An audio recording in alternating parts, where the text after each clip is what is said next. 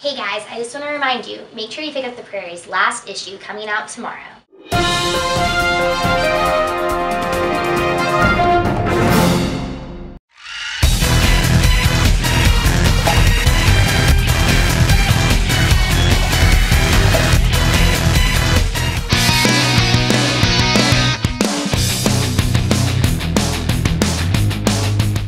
Welcome to our first episode of Plus INT and Hollywood Social Together. I hope you guys enjoy what we've been putting out so far. This is our last episode for the semester, but we're going to be coming back in January. Alright, let's get started. The first story we're going to talk about this week, Nintendo Power, as you may have heard, has been canceled. It's going to be putting out its last issue, December 11th. They just released the cover, which is a redone version of the very first cover that they ever put out.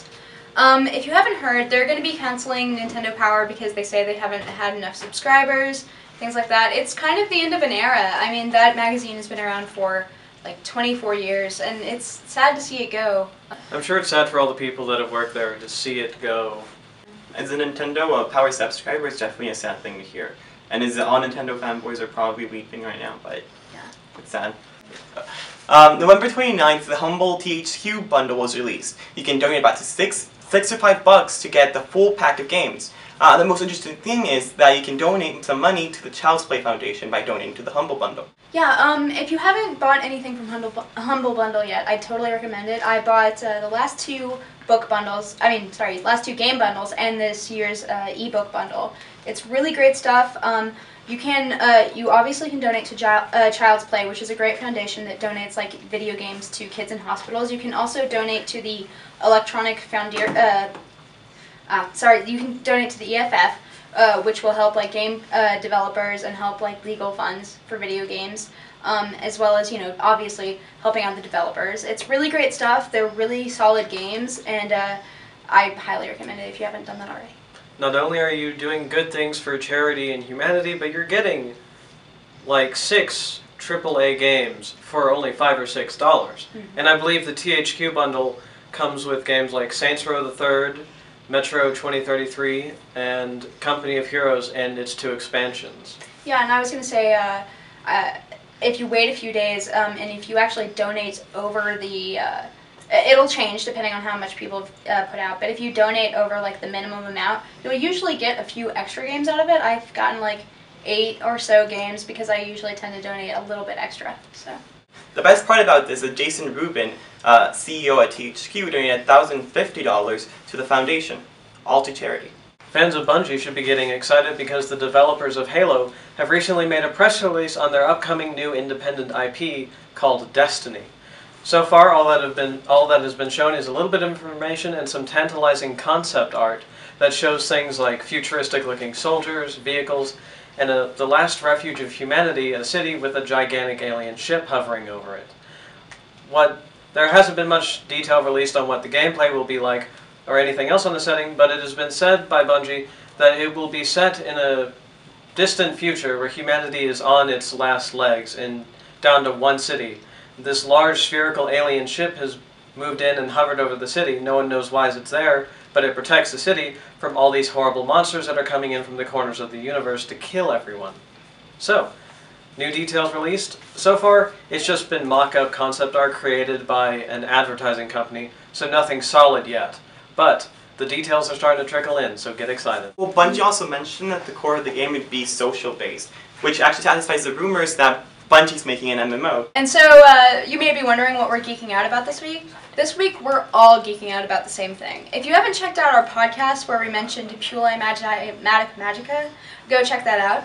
And if you haven't heard about it, I'm going to describe it for you right now. It's basically Sailor Moon for grown-ups.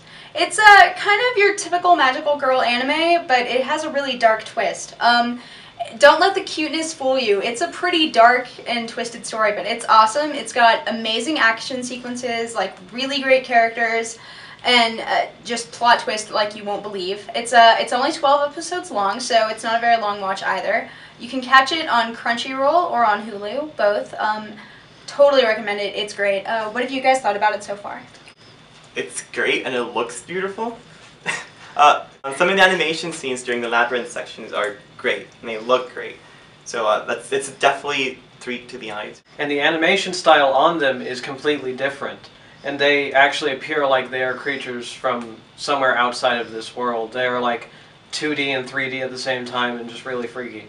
But it's really well written. Well, and we should add, like, it's very dark and depressing, and I'm not going to spoil anything because it has an amazing ending, but it does manage to actually pull a happy ending out of everything. Hey guys, now I have some entertainment news for y'all. Well, Connor can't be here again with me today, but that's okay, because I have two really good stories for y'all. First off, on Thursday, Rihanna Instagrammed a picture of her hugging Chris Brown. Now, maybe it's just me, but I'm not exactly over what happened a few years ago, so this is kind of a big deal. So, when I heard this story, I was like, I have to follow Rihanna on Instagram. So I totally did. And turns out, this is not the first picture that she has had of him. They have a picture of them with matching Rolexes, picture of them on vacation, and all these little hashtags that are like hinting at him. So I don't know if this is the best idea or not, but everyone should stay tuned because I just have a gut feeling that something bad's gonna happen. Because even before this picture, on Thursday, they were seen, or last Thursday on Thanksgiving, they were seen together at a nightclub. So celebrating Thanksgiving together, now hugging in Instagram pictures, they're gonna be getting back together, and this is gonna be crazy. So stay tuned. Now for my next story. The Golden Globes are coming up in just a few months, and they always have a Miss Golden Globe, which is the daughter of a famous actor or actress. And this year, they have chosen Clint Eastwood's daughter, Francesca. Now this year, this is actually a Miss Golden Globe who people have seen before on the E! Reality show. So this is going to be really exciting for me because people know her. It's not just, oh, I've seen her on the red carpet with her parents. Like, people know her personal life now. So I think people will be really interested to see her, and it'll be a more personal approach to this. And her parents are both very excited about it, and she says that she thinks that maybe she should be nervous now about it because she's scared that she might fall. I'm thinking you should be nervous, Francesca. This is kind of a big deal. So everyone stay tuned for that. If you liked this episode, or even if you hated it, either way, let us know what you thought. Leave us a comment on Facebook or here on YouTube. You can also tweet us at _Prairie, or use the hashtags +INT and the hashtag HollywoodSocial. You can also check out our free podcasts on iTunes, look those up. And as always, you can look at www.theprairienews.com for more WT news. That's it for this week. Thanks for watching.